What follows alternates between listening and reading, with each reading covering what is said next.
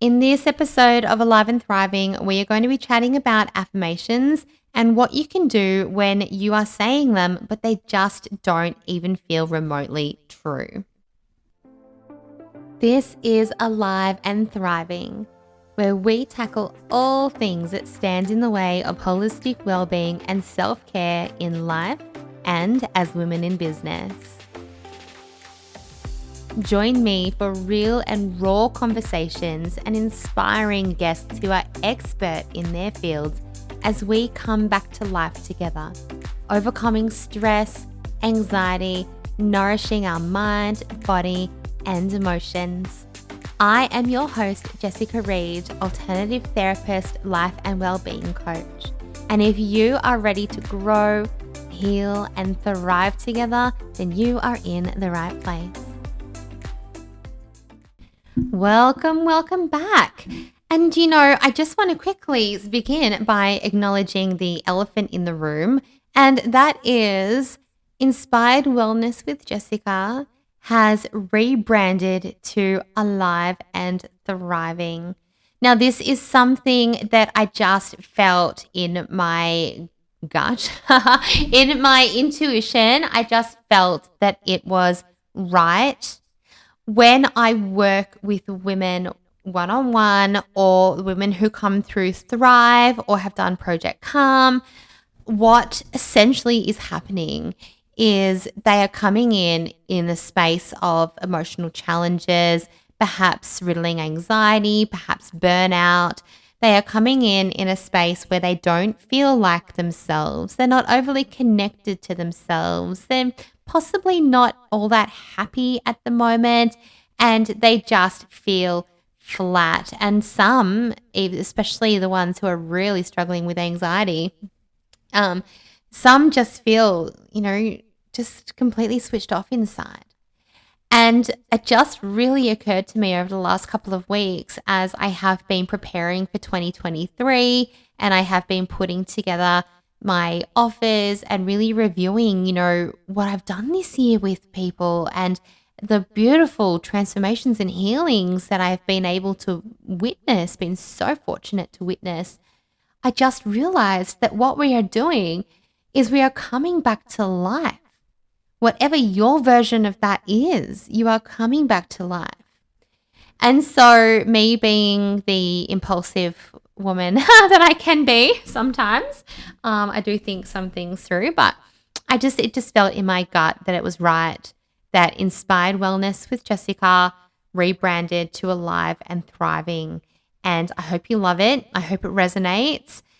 Because that's where I want you to be. I want you to be feeling alive, and I want you to be thriving in your mental well-being, in your emotional well-being, in your physical well-being.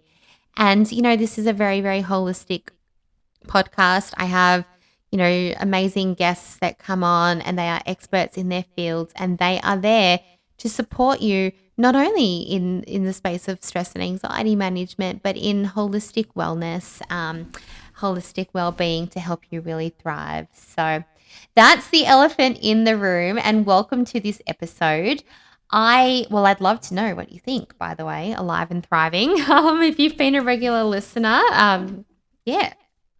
So, and even if you're not, I'd love to know what you think. So today we're going to be chatting about affirmations. Affirmations are a very, very powerful positive psychology tool. They can be so supportive when it comes to reprogramming. They are best taken in by the subconscious when you speak them out loud, because most of the things that the subconscious has taken in has come from external senses, so sight, smell, sound, things that other people have said, rather than so much, those thoughts that you've had, because they often stem from something that is already buried in your subconscious.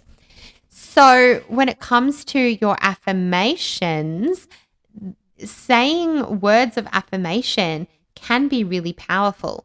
And if you're not sure how to create an affirmation, then I do teach that in my Mind Body Calm toolkit, which is a part of Thrive. So you can always have a look at Thrive. I'll pop a link in the show notes. So it's only $37 a month. And yeah, you get access to lots and lots of things, that being one of them.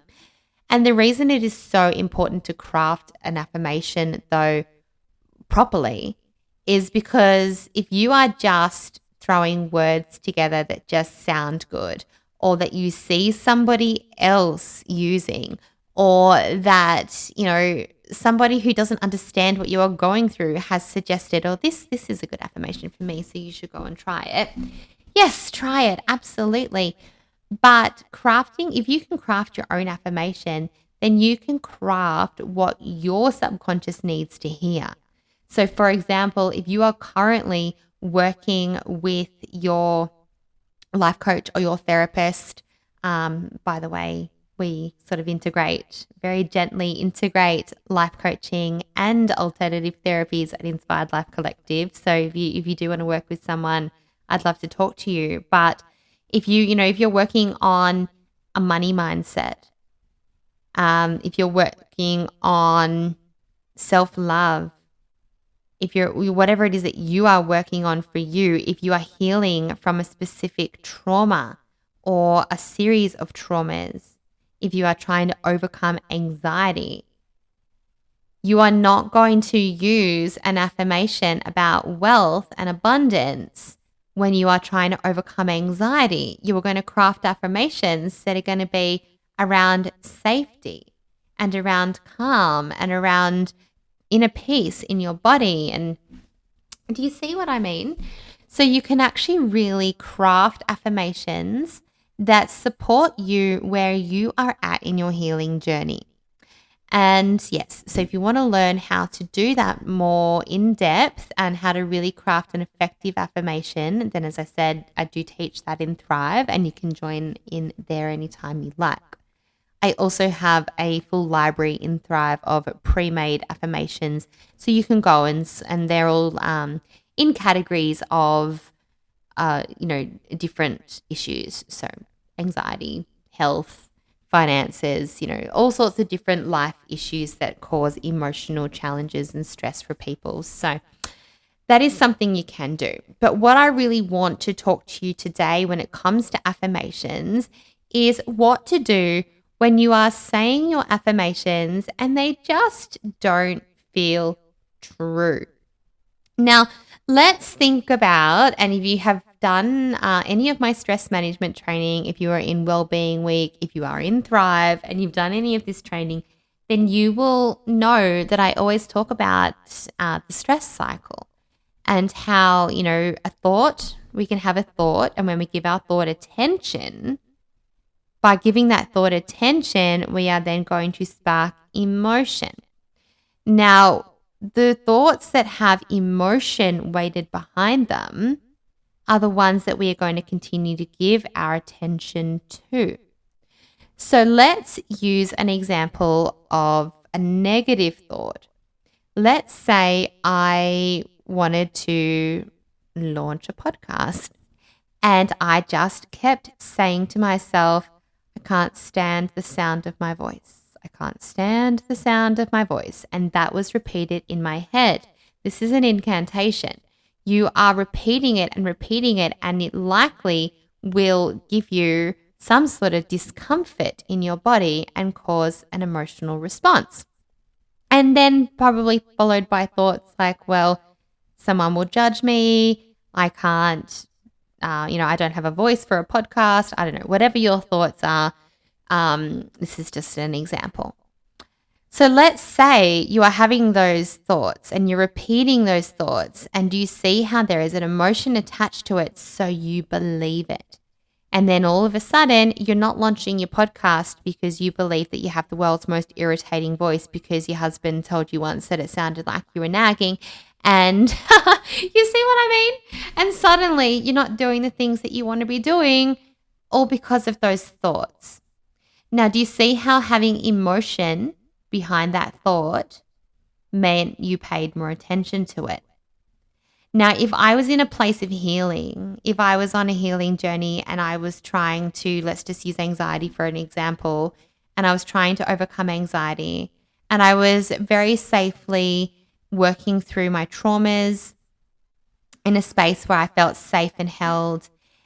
But as I was doing that, because a lot of the time anxiety, is coming from the fact that our reptilian brain is switched on, whether that be from long-term chronic stress, whether that be from previous trauma, childhood trauma, things that are buried in your subconscious around the world, like your worldview and how you view safety.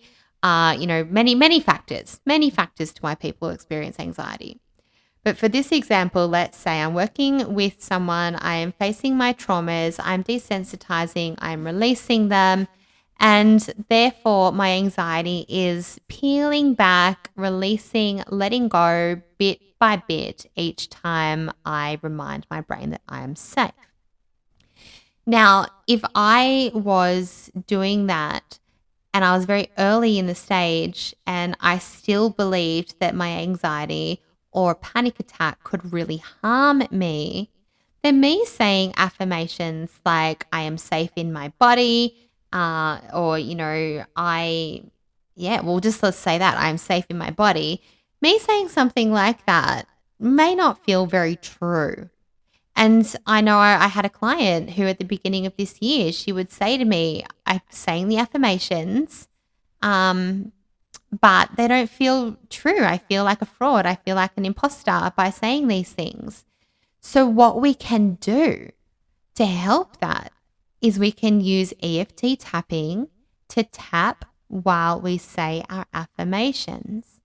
So when we are tapping, we are sending a calming signal to our amygdala, which is our brain's fight or flight response, and effectively telling it that what it is we are thinking about and feeling in that moment, the fight or flight response that we are having, the emotional discomfort that we are having is actually safe. So as we tap through the affirmations that don't feel true to us, that may even feel uncomfortable to say, we are effectively telling our brain that this is actually safe.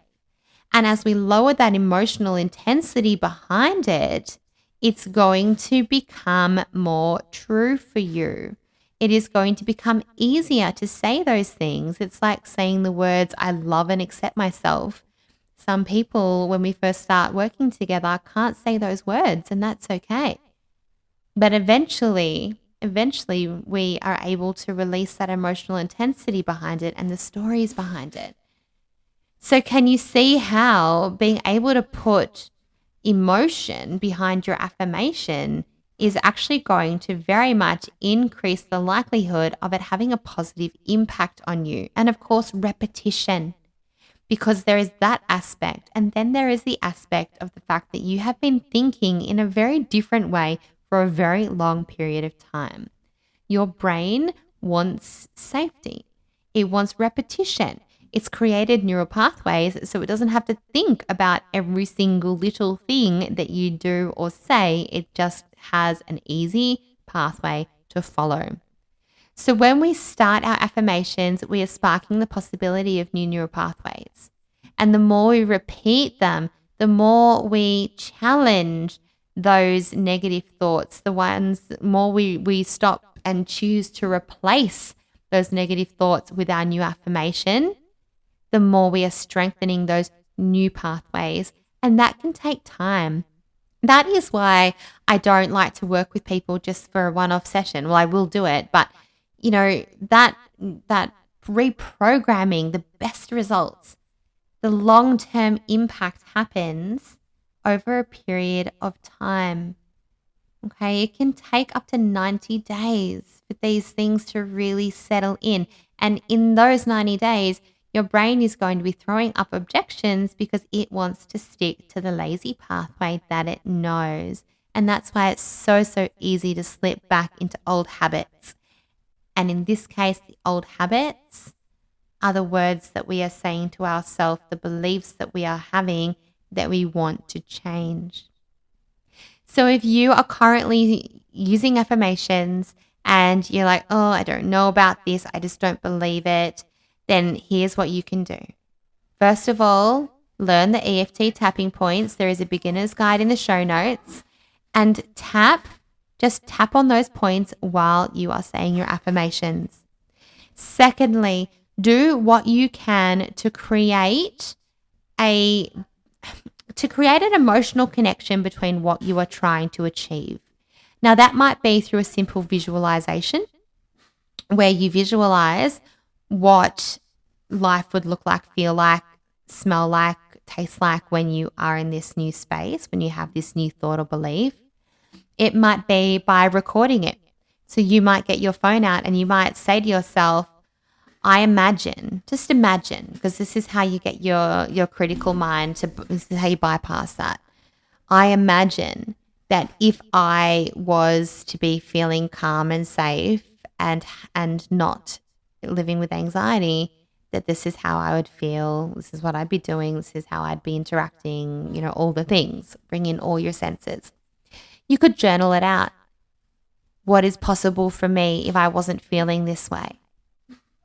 So connect with that possibility, because when you are connecting with the possibility and you are connecting with the emotion, then those affirmations are going to absolutely hold more weight than just some words that you have chosen that really just don't feel good in your body, or you've got this resistance to saying them because, at this stage for you, they don't feel true. You can reach out to me on Instagram. I am at jessica.reed.ilc. It's linked in the show notes. And tell me about your affirmations. What are you trying to change? And the first, let's say, 5 people to reach out to me from this podcast episode, let's create 3 affirmations just over Instagram DM together. Let's do that. The first 5 people, we will create 3 affirmations tailored for you to support what you are currently going through together. Have an amazing rest of your day, and I will see you on the next episode. You have been listening to Alive and Thriving by Inspired Life Collective. Did you know that you can help us to impact even more women on their well-being journey simply by subscribing to this podcast and leaving a review? If stress or anxiety, life or business has got you feeling inside like you are just busting to come back to life, then I invite you to book a discovery call with me so we can chat about how Inspired Life Collective private and online services might be able to support you through your journey. I am so, so grateful to you for being here and having me in your ears. So until the next episode, just remember that you were born to thrive.